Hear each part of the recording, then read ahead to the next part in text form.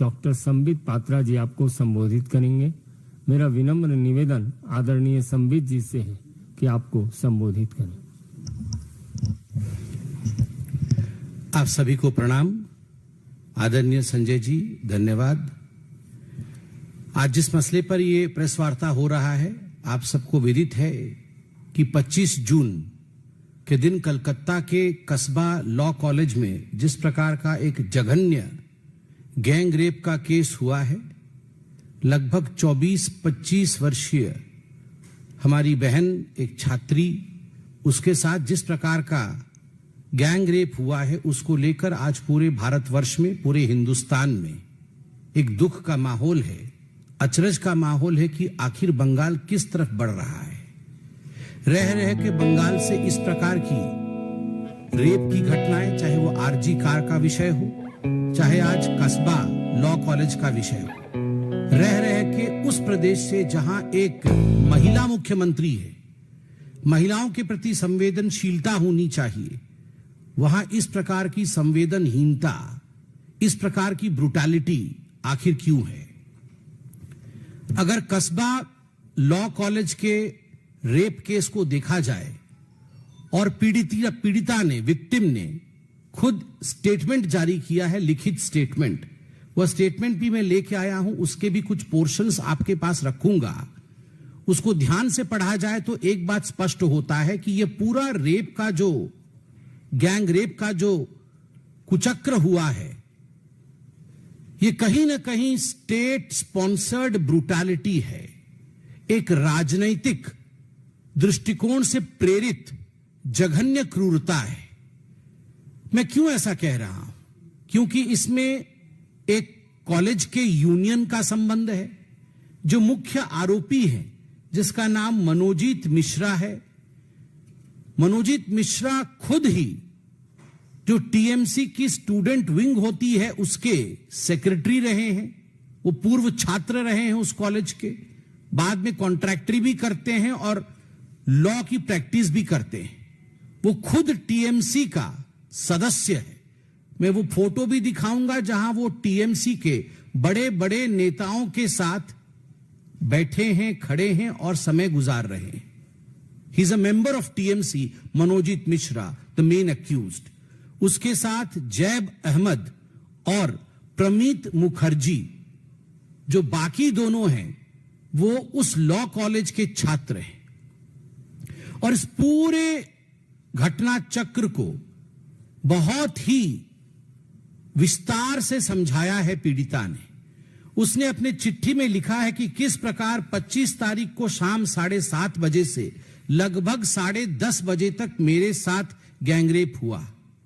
जो घटना चक्र है उसका जिक्र करते हुए मैं कुछ पोर्शंस पढ़ूंगा, आप उसमें से सोचिएगा कि कितना जघन्य था ये कांड। Then J and M and P came inside। इसमें उन्होंने शॉर्ट फॉर्म यूज किया है। जो J है वो जैब के लिए है, जो M है वो मनोजीत के लिए है, और जो P है वो प्रमीत के लिए है। Then J called M and P to come inside। I asked help from them। I asked them to take me to Ruby General Hospital, but they were not helping me। Then I told them at least to bring an inhaler for me।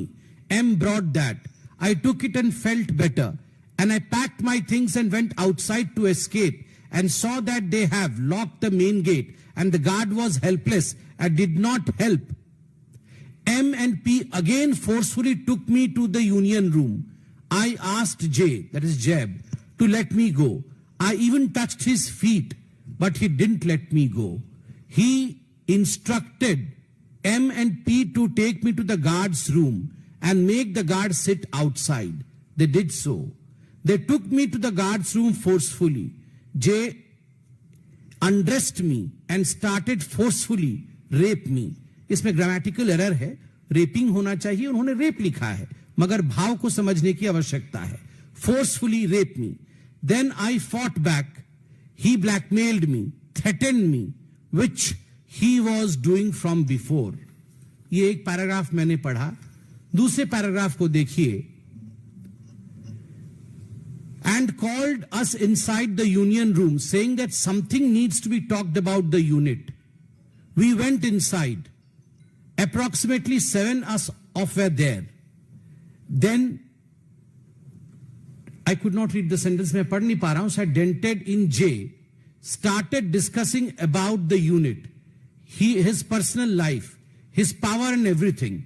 But after some time, P called me outside the union room and asked me about my loyalty towards J and the unit. I promised him to provide my loyalty towards him and the team as I was appointed as the girls' secretary.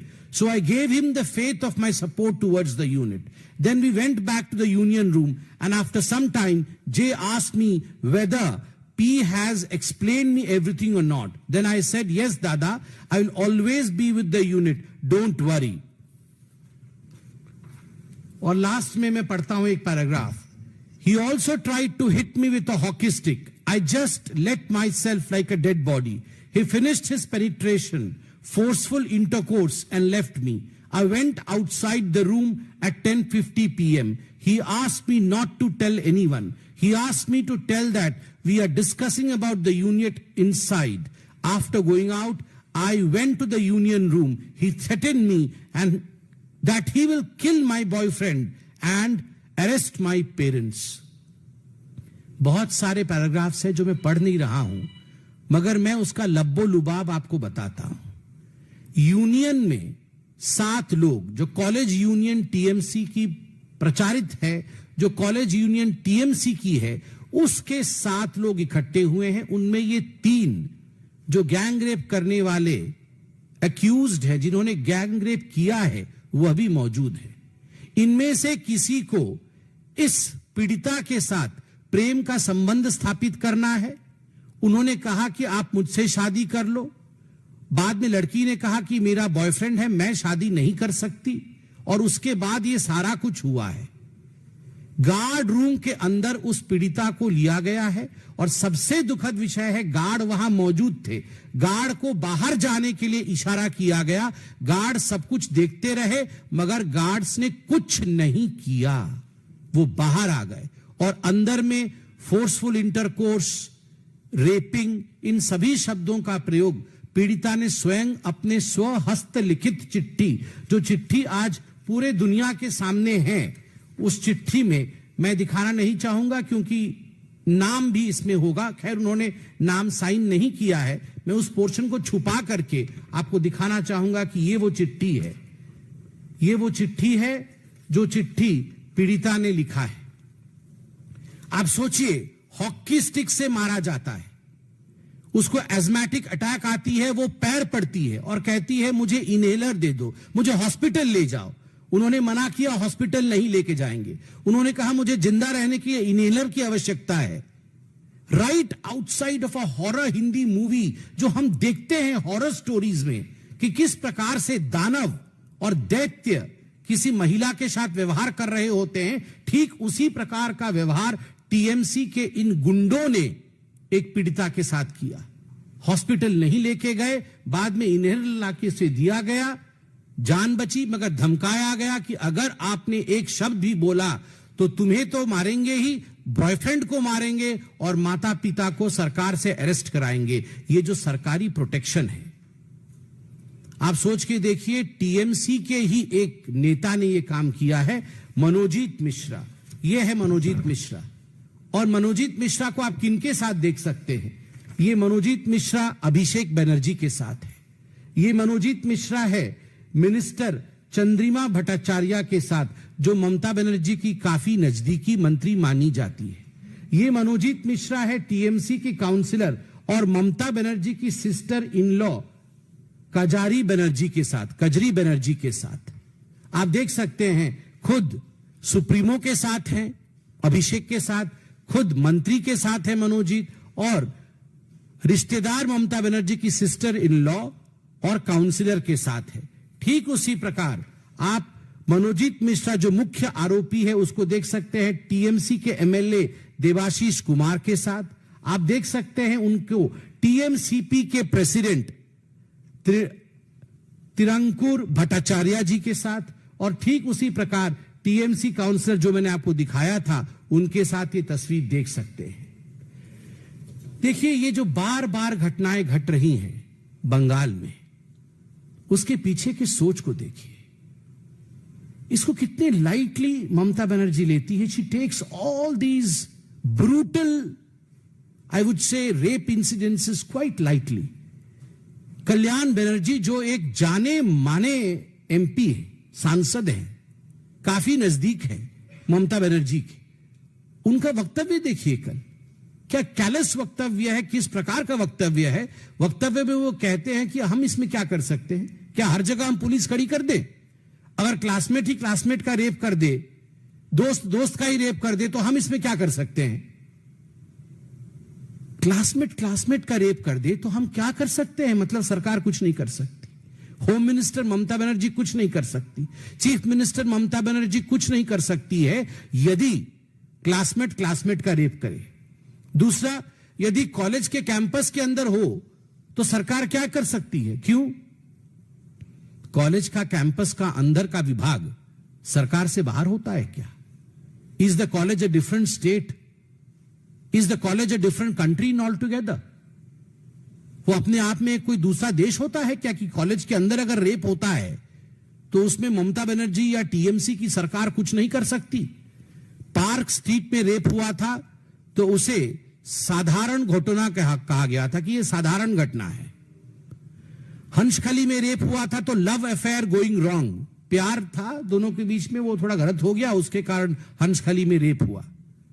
Kumudini में rape हुआ तो उसे CPIM supporters ने कह के उससे अपना पलड़ा झाड़ लिया। संदेश खली में रेप हुआ तो कहा गया नथिंग हैपेंड, कुछ नहीं हुआ है।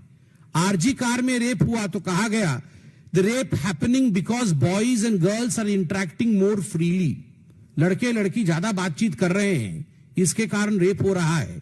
और जब उसके खिलाफ प्रोटेस्ट हुआ तो कहा गया कि मोटिवेटेड प्रोटेस्ट है, ब्रेक द बोन्स, हड्डी तोड़ दिए जाएंगे प्रोटेस्ट करने पर। आप सोचिए अगर इस प्रकार से, और अभी कल्याण बनर्जी कह रहे हैं कि हम क्या कर सकते हैं अगर स्टूडेंट के ही रेप कर दे, तो आप सोच के देखिए किस प्रकार की ये मानसिकता है। और आखिर ममता बनर्जी की सरकार बंगाल में, उसको ऐसा लगता है उनकी कोई जवाबदेही नहीं है।